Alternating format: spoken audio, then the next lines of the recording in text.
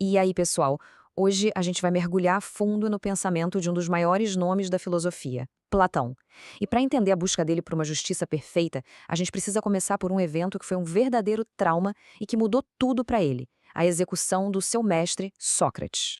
Peraí, vamos pensar um pouco sobre essa frase. Isso não foi dito numa boa num café. Foi uma baita declaração de desafio bem no meio do julgamento que condenou Sócrates da morte.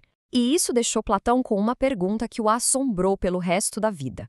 Se o cara mais justo de Atenas pode ser condenado e executado pela própria lei, que raios de justiça é essa? Com certeza não era a que se praticava na cidade. Esse acontecimento foi um divisor de águas. Platão ficou tão, mas tão desiludido com a política, com o jeito que os homens governavam, que ele fez uma coisa radical. Ele simplesmente largou a vida pública, se afastou de tudo e fundou a academia dele.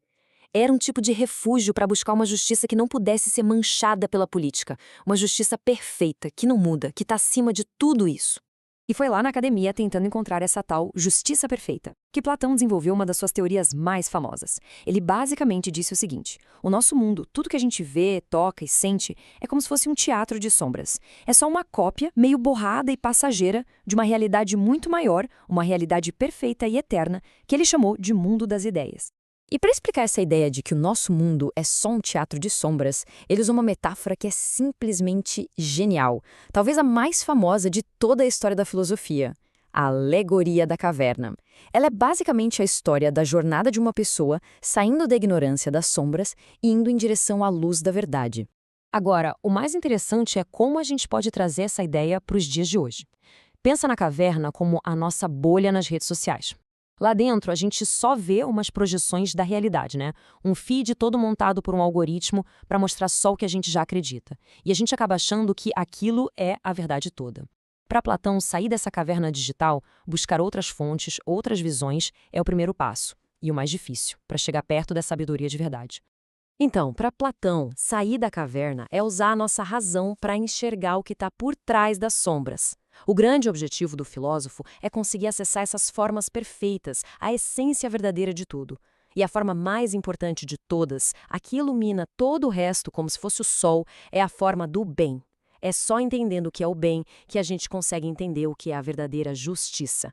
E aqui vem uma sacada muito importante de Platão. Ele dizia que, antes de tentar construir uma sociedade justa, a gente precisa primeiro entender e organizar a nossa própria bagunça interna. A justiça, para ele, começa dentro de cada um.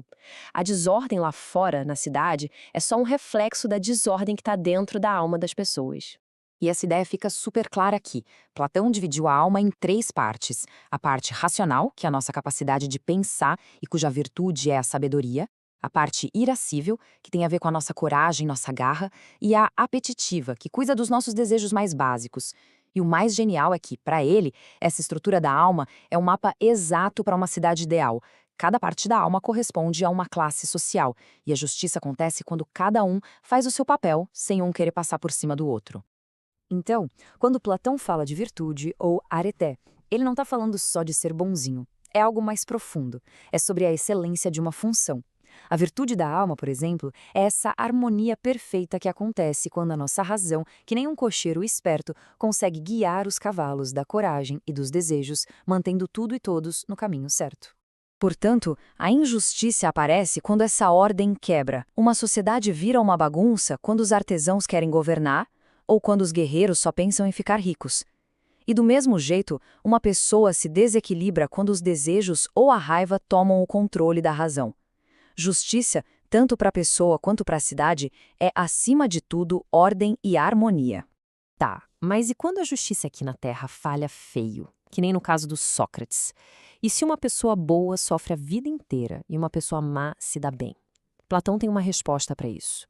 Uma garantia cósmica de que, no fim, a conta sempre fecha. E ele explica isso através de uma história incrível: o mito de Er. Esse mito, como a gente vê aqui, conta a história de um soldado, o Ed, que morre, vai pro além, vê como a justiça divina funciona e depois volta para contar pra gente. Ele descreve esse ciclo maluco. Primeiro um julgamento, depois 1000 anos de recompensa ou de punição e, o mais importante, a chance de escolher qual vai ser a sua próxima vida. E essa frase aqui, essa é a chave de tudo. Nesse momento de escolha, a alma tem total liberdade. A responsabilidade pela vida que ela vai ter é inteiramente dela. É uma ideia muito poderosa de livre-arbítrio e de autorresponsabilidade. Você pode escolher ser um tirano ou um filósofo, mas a escolha e tudo que vem com ela é sua. No fundo, o mito de Ero é a resposta final de Platão para a injustiça do mundo. É um sistema de justiça que vai além da vida.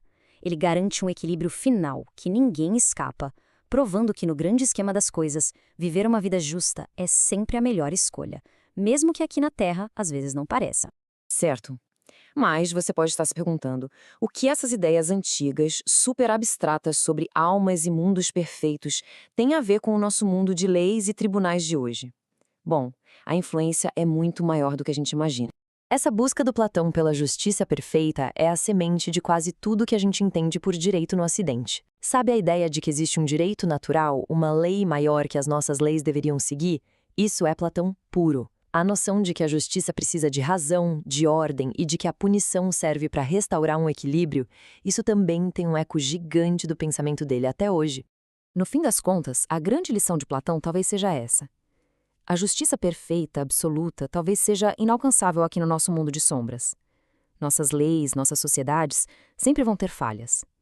Mas é essa busca sem fim por esse ideal, por esse padrão perfeito, que move a gente para frente, que nos obriga a tentar ser melhores. E isso nos deixa com uma pergunta que, olha, continua tão relevante hoje quanto era na Grécia Antiga. Em um mundo cheio de imperfeições, como é que a gente, que ainda vive dentro da caverna, pode refletir da melhor maneira possível à luz da verdadeira justiça? A busca por essa resposta, bom, essa continua.